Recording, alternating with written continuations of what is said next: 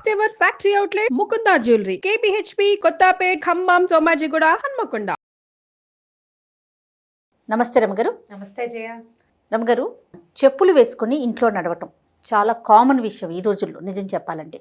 కానీ కొన్ని స్కూల్స్లో కానీ పార్కుల్లో కానీ చెప్పులు లేకుండా ఒత్తి కాళ్ళతో నడవండి, గడ్డి మీద నడవండి, మట్టి మీద నేల మీద నడవండి అని చెప్తూ ఉన్నాం. కానీ ఇంటికి వచ్చేసరికి మాత్రం ఖచ్చితంగా చెప్పులతోనే నడుస్తున్నామండి ఇళ్లలో అందరం కూడా. మరి మీ సంగతి నాకు తెలీదు, నేనైతే మాత్రం చెప్పులతోనే నడుస్తానండి. ఎందుకు? నాకు కాలు యాక్సిడెంట్ అయింది రమగారు, నాది మీకు తెలుసు కదా. నాకు గ్రిప్ ఉండదు, జారిపోతానన్న ఒక ఫీల్ అనిపిస్తుంది, నాకు భయం, ఆ కాలు గట్టిగా వేయలేకపోతానేమోనని. అయితే చెప్పులతో నడవకూడదనే విషయం కూడా నాకు తెలుసు. అసలు వచ్చే నష్టాలేంటి, ఒత్తికాలతో నడవాలా? మళ్ళీ ఇంకొకటి ఏంటి, ఇది ఫ్లోర్స్ కదా, మట్టి కాదు. మట్టి అయితే ఆ బెనిఫిట్స్ వేరుంటాయి. ఇప్పుడు మనం డిఫరెంట్ ఫ్లోర్స్ మీద నడుస్తున్నాం కదా, ఇక్కడ కూడా మనము ఒత్తికాలతో నడవాలా? చెప్పులు బేసిక్గా వాటి పేరేమిటి? పాదరక్షలు. అంటే పాదానికి రక్షణ కల్పించేవి. అది ఎక్కడ వేసుకోవాలి? ఎక్కడ పాదాలకి రక్షణ కావాలో అక్కడ వేసుకోవాలి. బయట మట్టిలో తిరిగేటప్పుడు, ఎక్కడికైనా వెళ్ళేటప్పుడు ఏదైనా అంటే గుచ్చుకుంటాయి, రాయి రప్ప గుచ్చుకోవచ్చు, ముళ్ళు గుచ్చుకోవచ్చు, ఈ నేల మీద పాకేవి తేళ్ళు, తర్వాత మండ్రగబ్బాలు లాంటివి ఏవైనా గుచ్చుకోవచ్చు, అవి కుట్టచ్చు. ఇలాంటి ప్రమాదాలు లేకుండా అలా ప్రదేశాల్లో ముళ్ళు అవి ఉండే చోట చెప్పులు వేసుకునేవాళ్ళం. క్రమంగా అదేమైంది, అన్ని చోట్లకి చెప్పులు కాదు, మళ్ళీ ఆ షూస్ అవి ఇవి వచ్చినాయి. ఆ షూసు చెప్పులు ఎలా అయినాయంటే ఇక పుట్టిన దగ్గర నుంచి పిల్లల కాళ్ళు కవర్ చేసి ఉంచటమే వచ్చేసింది. అవును, ఫారిన్ కంట్రీస్లో లాగా చేతులకి మిటెన్స్, కాళ్ళకి కవర్ చేసేసేయటం, లేకపోతే వాడు నోట్లో పెట్టుకుంటాడు, కాళ్ళని నోట్లో పెట్టుకోవచ్చు, చలికండా ఉంటుందని మేజోళ్ళు. మేజోళ్ళు అంటే అవే ఏమంటారు వాటిని, సాక్స్. ఇవన్నీ మెల్లిగా ఏమైందంటే ఆ చెప్పో ఆ కాలుకో దీనికో కవర్ చేయకుండా ఉండలేని స్థితిలోకి వచ్చేసాం మనం. అవును, మనకి అప్పటికి ఇప్పటికి మన వెదర్లు ఏమైనా మారినాయా? పొల్యూషన్ పెరగలేదంటారా? పొల్యూషన్ పెరిగింది. చలిగిలి ఏం పెరగలేదు మనకు. మామూలుగా మన ఏరియాలో ఎంత ఉంటుందో అంతే ఉంటుంది, డిగ్రీ అటు ఇటు అంతే. ఇంకా తగ్గింది అనుకోవాలేమో నేను అనుకోవటం. హైదరాబాద్ చలికి చచ్చిపోయేవాళ్ళు ఇదివరకు. అందరిలోనూ స్వెట్టర్లు అల్లుతూ ఉండేవాళ్ళు. 40-50 ఏళ్ల నాడు హైదరాబాద్ లో ప్రతి ఇంట్లోనూ స్వెట్టర్లు అల్లకం ఉండేది. స్వెట్టర్లు అవసరం.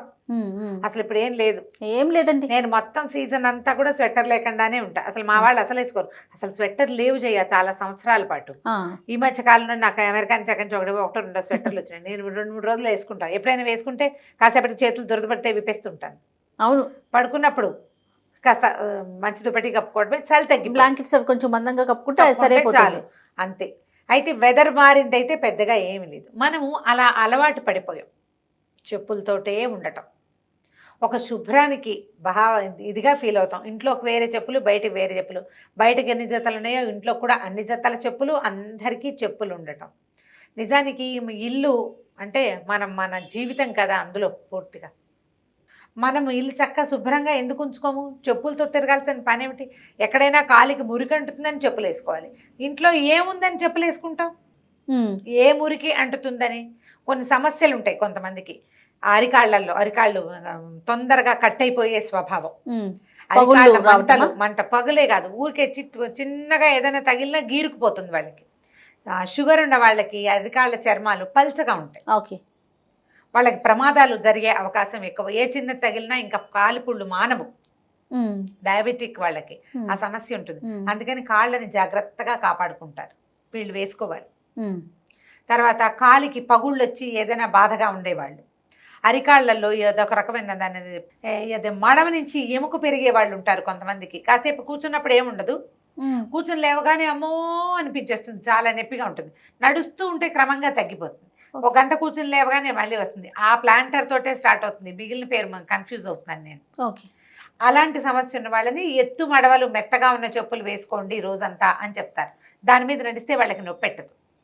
ఇది తర్వాత ఏమో ఇప్పుడు నీలాగా ఏదైనా యాక్సిడెంట్లు అవి అయ్యి కొంచెం ఫుట్కి అరికాళ్ళకి గ్రిప్ తక్కువ ఉన్నవాళ్ళు అయిందా. నాకు సోరియాసిస్ వచ్చింది ఇది వరకు అని చెప్పాను. అరికాళ్ళలోనే వచ్చినాయి నాకు పుళ్ళు. అసలు సోరియాసిస్ రావడమే పాదాల్లో వచ్చింది. అస్సలు నడవలేని స్థితి. నేను కాలు కింద పెట్టలేకుండా ఉండేదాన్ని. ఈ బాత్రూమ్ శాండిల్స్ ఉంటాయి కదా, క్లాత్ తో చేసినవి దొరుకుతాయి మనకి ఇక్కడ సెంట్రల్ లో బాగా కనపడేవి. నేను అవే వేసుకుని నడిచేదాన్ని. ఎప్పటికప్పుడు ప్రతిరోజు ఒక జత ఉతుక్కుని వేసుకునేదాన్ని. ఓ. కింద కాలు పెట్టలేదు. పెట్టలేదు. ఏదైనా కాళ్ళ నుంచి తడి వస్తుంటే అది నేల కంటేస్తుంది, పిల్లలు తిరుగుతారు. ఆ. అందుకని వేసుకునేదాన్ని. అది తగ్గిపోయాక వేసుకోవడం మానేశాను. మామూలు చెప్పులు కాదు, ఓహో. ఈ చెప్పుల అవసరం వీటికి. మనం ఇల్లు శుభ్రంగా ఉంచుకుంటాం. మనం బయట అంటే బయట చెప్పులు వేరు, ఇంట్లో చెప్పులు వేరుగా నువ్వు ఉంచుకుంటావు. ఆ. కానీ ఒక అమర్యాదగా అనిపిస్తుంది నా మటుకు నాకు. ఇంట్లో కూడా చెప్పులు ఇంట్లో వేసుకోవడం కూడా చెప్పులు వేసుకోవటమా అనిపిస్తుంది. ఇంట్లో చెప్పులు వేసుకోవడం అనేది తప్పు అని భావించే జనాల్లో నేను కూడా ఉన్నా. ఓకే. కాకపోతే ఇంట్లో చెప్పులు కూడా వేసుకోకపోతే అనాగరికతగా భావించే జనాలు విపరీతంగా ఉన్నారు ఇప్పుడు. మేము ఎవరింటికో వెళ్తుండే వాళ్ళం చాలా ఏళ్ల క్రితం. వాళ్ళకి బాత్రూమ్ బయట ఒక జత చెప్పులు ఉండే. బాత్రూంలోకి వెళ్ళేటప్పుడు చెప్పులు వేసుకెళ్ళాలి అని. ఎందుకు కాళ్ళు కడుక్కోరా మీరు అని అడిగేదాన్ని నేను. బాత్రూంలోకి వెళ్ళావు, వాళ్ళు అనుకో టూకా వెళ్తారు, కాళ్ళు కడుక్కుని రారా బయటికి, క్రిములు వచ్చేస్తాయి మనతో పాటు, అందుకని చెప్పులు వేసుకోవాలి. ఆ చెప్పులు ఇల్లంతా తిరగవు, బాత్రూమ్ దగ్గరే ఉంటాయి. ఎవరైనా సరే చెప్పలు పెన్కే జానా హై లోపలికి అంటారు. నేను అంటాను, నువ్వు చెప్పులు కడుక్కోవటం ఎందుకు, నీ కాళ్ళే నువ్వు కడుక్కోవచ్చు కదా. బాత్రూమ్ శుభ్రంగా ఉంచుకోవచ్చు, కాళ్ళు కడుక్కోవటం నేర్చుకోవాలి. ఎనీ టైం, ఎప్పుడు 1కి వెళ్ళినా 2కి వెళ్ళినా కాళ్ళు కడుక్కోవాలి. కాళ్ళు కడుక్కుంటే క్రిములు నీ వెనకాల రావు. బాత్రూమ్కి వెళ్ళినా కాళ్ళు చేతులు కడుక్కోవడం, నోట్లో నీళ్ళు పోసుకొని పొక్కులించి ఉమ్మేయటం అనేది పురాతనమైన హ్యాబిట్. మొన్నటిదాకా ఇప్పుడు కాళ్ళు కడుక్కోవాలని నేర్చుకున్నాం కదా మనం. మరి అది చేస్తే నువ్వు చెప్పులు వేసుకోవటం ఎందుకు? ఆ బాత్రూమ్ శాండల్స్ ఎప్పుడు బాత్రూమ్ దగ్గరికి వెళ్ళగానే అటు చెప్పులు కనపడతాయి, అందరూ అవే వేసుకుంటారు. కాళ్ళు కడుక్కోక్కర్లేదు. అదే పాయింట్. అది ఏమి శుభ్రత, అది ఏం ఆరోగ్యం, ఏమిటి అది? మేము కడిగే పెడతాము అని వాళ్ళ అత్తగారో ఎవరో ఒక ఆవిడ నాకు చెప్పారు. కానీ ఏమో మరి నేను చూస్తే ఆ చెప్పులకి తడి ఉన్నట్టు కనపడలే నాకు. నువ్వు ఆ చెప్పుల్ని, తడి చెప్పుల్ని బయట తెచ్చిపెట్టి పోనీ కడిగావు, కాళ్ళు కడుక్కున్నావు, చెప్పులు వేసుకుని, ఆ చెప్పులు తడి చెప్పులు పెడితే వాటి నుంచి ఎప్పుడు తడి నీరు కారుతూ ఆ బాత్రూమ్ బయట చీదరగా ఉండదు. దాని బదులు కాళ్ళు తుడుచుకునే బట్ట ఒకటి మంచిది, కాస్త గట్టిది, కాటన్ వేసుకోవటం, మ్యాచ్ వేసుకోవటం, బాత్రూంలోకి వెళ్తావు, బయటకు వచ్చి కాళ్ళు తుడుచుకో. అలా ఎందుకు చేయకూడదు? ఇప్పుడు దీన్ని సమర్థిస్తున్నానా లేదా అనేది నీ అనుమానం. అందుకే నీ రకరకాల ప్రశ్నలు నీ మొహంలో కనిపిస్తున్నాయి. ఇప్పుడు చెప్పులు వేసుకోవటమే నాగరికత అని భావించే వాళ్ళు మీ ఇష్టం. ఫ్లోర్ వల్ల కాళ్ళు పగలటం కానీ కాళ్ళకి ఇబ్బందులు ఉంటాయి. ఉంటాయి. కొంతమందికి ఏంటంటే ఈ మన గ్రానైట్ కదా, ఇంకోటి ఉంటుంది కదా పాలరాయి, దాన్ని ఏమంటారు, మార్బుల్ సూట్ కాక కాళ్ళలో సన్నటి పగుళ్ళు వస్తాయి. మార్బుల్ వాటిలలో కొన్నిటిలో కానరాని దుమ్ము ఉండిపోతుంది. ఆ దుమ్ము వల్ల సిమెంట్ లాంటిది సన్న మైన్యూట్ డస్ట్, కాళ్ళు పగులుతాయి. దీనికి ఏం చేయాలి? మార్బుల్ని బాగా తుడుచుకోవాలి, ఎప్పటికప్పుడు క్లీన్గా ఉంచుకోవాలి, తుడుచుకోవాలి. ఇంకా కొన్ని అలవాట్లు చేసుకోవాలి. కింద కూర్చుని అన్నాలు భోజనాలు చేస్తామా, సామాన్లు పెడతాం, ఏం పడలేదు కదా అని తొడవరు. అవునవును, పడినా పడకపోయినా మనం ఎక్కడ భోజనం చేసామో అక్కడ నీళ్లు చల్లేసి తుడుచుకోవాలి. మనం నడిచే దారులు, పనమ్మాయి రాకపోయినా సరే ఏ దారుల్లో నడుస్తామో అది తుడిచేసుకోవాలి. తుడుచుకుంటూ ఉంటే ఏమవుతుందంటే ఇల్లు శుభ్రంగా ఉంటుంది, మీకు ఆ సమస్య ఉండదు. ఇప్పుడు అలా ఉన్నది అనుకో, ఏది కరికాళ్ళల్లో పగుళ్ళు వస్తాయి, సాక్స్ వేసుకోండి. రమ్మగారు సాక్స్ గ్రిప్ దొరుకుతుందా నడవటానికి? కాటన్ సాక్స్ అయితే గ్రిప్ దొరుకుతుంది. కాటన్ సాక్స్ అయితే ఈ క్రోషియా తోటి అల్లే సాక్స్ చాలా సింపుల్గా అల్లుకోవచ్చు, డిజైన్లు బాగుంటాయి, మనమే అల్లేసుకోవచ్చు. మీకు వచ్చారు అమ్మగారు? క్రోషియాతో అల్లుకోవచ్చు. అన్నీ ఏమిటి, నాకు అసలు ఏమీ రావు. మా పెద్దక్కయ్యని వసంతని తీస్తే ఇంకేమిటి వాళ్ళు చింపేస్తారు, సమస్తమైనవి వచ్చు వాళ్ళకి. మా కార్తీక్ కూడా వచ్చా మా క్రోషియా. అసలు కార్తీక్ గురించి చెప్పొద్దు. క్రోషియాతో అల్లుకోవచ్చు, అవి గ్రిప్ ఉంటాయంట. కాబట్టి గ్రిప్ ఉంటాయి. చిన్నపిల్లలు కూడా, పిల్లలు నడిచే వేళల్లో కాళ్ళకి అవి ఏమైనా గుచ్చుకుంటే సాక్స్ వేస్తారు. కాకపోతే అట్లా ఎప్పుడు సాక్స్ వేసే ఉంచడం అంత మంచిదేం కాదు. మీ వాతావరణాన్ని బట్టి చేయాలి అది. మన హైదరాబాద్, బందరు, జిట్టుగూడూరు, బెదవాడ వీడికి ఎక్కర్లేదు అంత సాక్స్, అంత అవసరం ఏం లేదు. మామూలుగా నడిస్తేనే పిల్లలకి గ్రిప్ దొరుకుతుంది, నడక బాగా వస్తుంది. షూస్ కూడా ఎక్కువ వాడేస్తున్నారండి వాళ్ళ. రేపు పిల్లలకి వాళ్ళు స్కూల్కి వెళ్ళే పిల్లలు రమ్మగారు, ఇప్పుడు హనీ లాంటి పిల్లలు స్కూల్కి షూతోనే వెళ్తారు కదా, బయట ఆడుకోవటానికి కూడా షూసే వాడుతున్నారు రమ్మగారు. అది ఎంతవరకు కరెక్ట్? అంత మంచి పద్ధతి ఏం కాదు. పాదాలు పెరగవు కదా, గాలి తగులుతూ ఉండాలి. మనకి ఫంగస్ ఫామ్ అవటము అవి చాలా ఇబ్బందులు వస్తాయి. పాదం పెరుగుదల అవసరం కదండి? అవసరం, పెరగాలి కదా, మనిషిని బట్టి పాదం పెరగాలిగా. కొంచెం గాలి ఆడుతూ ఉండాలి. అసలు మన బేసిక్ ఇండియన్ థింగే. సౌత్ ఇండియా అంతా కూడా శరీరానికి గాలి తగలటం అవసరమైన పరిస్థితులే మనవి. అందుకే మన బట్టలు చీరలు, మన దుస్తులు పంచెలు మగవాళ్ళవి. నార్త్ ఇండియా చూడు, వాళ్ళంతా ఆడవాళ్ళ పైనుంచి కిందకి వేసుకుంటారు. మగవాళ్ళు నువ్వు దేవాలయాల్లో అర్చక స్వాములకు కూడా ఫుల్ బట్టలు ఉంటాయి, కోట్లు వేసుకుని ఉంటారు. అవును అవును. వాళ్ళకి మనలాంటి సిద్ధాంతం లేదు. మనకు ఊర్ధ్వ వస్త్రాలు ఉండవు, మగవాళ్ళకి పై బట్టలు ఉండదు. ఆడవాళ్ళకి బ్లౌజులు చిన్నవే, స్తనక వల్కలాలే ఉండేవి. జస్ట్ చెస్ట్ చుట్టూతా ఒక వస్త్రం ఉండి, నడుముకు ఒక వస్త్రం ఉండి, పొట్ట అది గాలికి పారుతూ ఉండాలి. మనకి గాలి తగలాలి. ఫుల్గా బట్టలు వేసుకోవటం అసలు మనకు పద్ధతే కాదు. మన వాతావరణాన్ని బట్టి పెట్టారమ్మా అది. ఓకే, మన వెదర్ని బట్టి మన బట్టలు. ఇప్పుడు మనలాగా వేసుకుంటారా నార్త్ ఇండియాలో? సంవత్సరంలో 6 నెలలు చలేస్తుంది వాళ్ళకి. అవును. మనకేది 6 నెలలు చలి లేదు, మామూలు చలి అంతే, తట్టుకునే చలి, తట్టుకునే మన శరీరం తట్టుకోగలిగే చలి. అలాగే ఈ చెప్పులు లాంటివి కూడా అంతే. ఇప్పుడు ఇది కల్చర్ కదా చెప్పులు వేసుకోవటం కదా. 50 ఏళ్ల క్రితం చాలామంది కొన్ని కమ్యూనిటీస్కి అసలు చెప్పులే ఉండేవి కాదు. కొన్ని జాతుల వాళ్ళే చెప్పులు వేసుకోవాలన్న నియమం కూడా పాత జమీందారీ వ్యవస్థల్లో వాటిల్లో ఉండేవి. దాంతోనే కదా ఎన్ని తిరుగుబాట్లు. దారిలో వెళ్తూ అయ్యగారు ఇల్లు రాగానే చెప్పులు చేత్తో పుచ్చుకుని వెళ్ళాలి, అక్కడ చెప్పులతో నడవడం. అంత క్రూరమైన మనస్తత్వాలు చేయ. అందుకంటే అసలు వాటి గురించి తలుచుకోవటం మాట్లాడడం కూడా ఇష్టంగానే ఉంటుంది. దేవుడి దేవల దాటేసాం అనుకోవాలి. దాటేసాం, దేవుడి దేవల ఎన్నో దురాచారాలు దురాగతాలు దాటేసాం. ఇవి కూడా అందులోవే పోని. కాకపోతే మనం ఏం చేస్తున్నాం ఇప్పుడు? ఎవరినో ఇమిటేట్ చేస్తున్నాం.